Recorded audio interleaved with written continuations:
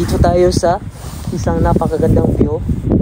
So ito pala mga kabayan, kaya tinawag itong lugar na ito mga kabayan na Greenland, dahil mayroong green mga kabayan. Kaso nasa itaas lang sa langit, so dapat ito ay green light. Ayan, napakalakas.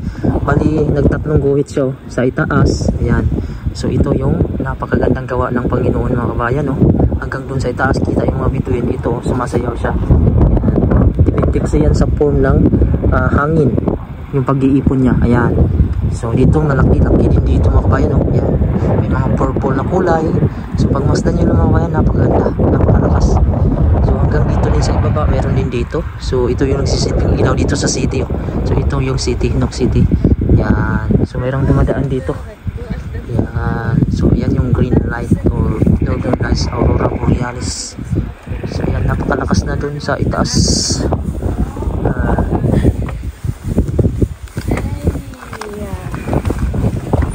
Napakalakas mga kabayan. So ayan ang mga kabayan, medyo lumapad na yung northern lights hanggang dito sa gilid. Ayan, so sa itaas mayroon din siya. Ayan, lumapad siya ng lumapad. Maganda ito mga kabayan, kasi sumasayaw siya sa gilid. Ayan, kung napapansin nyo, grabe, napakaganda talaga yung likha ng Panginoon mga kabayan. Hanggang dito pahaba yan, kaso nagkalat siya.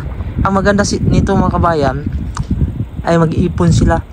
Pag nag-ipon to, kakapal ng kakapal. So dito sa itaas meron din, pero dito talaga yung napakarami sa gilid. Ayan, amazing tingnan mga kabayan. Napakaganda. Pwesto natin yung camera natin dito. Ayan, grabe mga kabayan, tingnan nyo, sumasayaw kasi yan mga kabayan, yung northern lights na yan. Ayan, so panoorin nyo lang mga kabayan. Ayan, ganyan yung likha ng Panginoon. Napakaganda. Ayan, so ito mga kabayan, nandito tayo sa isang napakagandang view. Medyo yung area dito hindi masyadong malakas yung impact ng ilaw. Tumba, wait lang. Yan, so dito meron din dito, napakalakas din dito. Yan, napakalakas din dito mga kabayan. Yun, grabe mga kabayan. Napakalakas din dito yung northern lights. So halos sumayaw na mga kabayan. Yan, so din dito talaga din. Ayan, ayan yung guhit. Yan, napakaganda dito. Yun, yan ang gusto ko ng mga view mga kabayan. Sumasayaw yung northern lights. Ayan, ito na yung northern lights dito mga kabayan. Ayan, medyo mahaba siya. So nandito tayo sa isang area na medyo madilim. Ayan, mapapansin nyo sa itaas mga kabayan, napakaganda. Ayan, ang lakas dito, malakas dito mga kabayan. Ito yung malakas. Ayan, so ito yung northern lights. So ngayon kasi mga kabayan, pagka ganito yung panahon, malalaman mo yung northern lights, lalabas siya sa araw. Ay makikita mo, medyo manipis yung ulap. Tapos meron siyang, ayan, mga bituin. Ayan,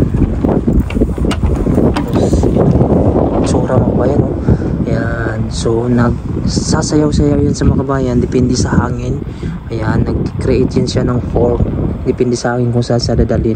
Yan, medyo malinaw na sa dito at medyo malakas tong area na to dito mga kabayan. Ayan, so hanggang dito sa pahaba siya. Ayan, so pagmasdan nyo na mga kabayan para may idea kayo kung ano yung itsura ng northern lights. Ayan, so hanggang dito siya. Grabe. So ayun mga kabayan, nandito na tayo malapit sa bahay. So kararating na natin. So sa likod natin mayroon pa rin northern lights, pero hindi na sa sobrang lakas. So hanggang dito na lang yung video ko mga kabayan.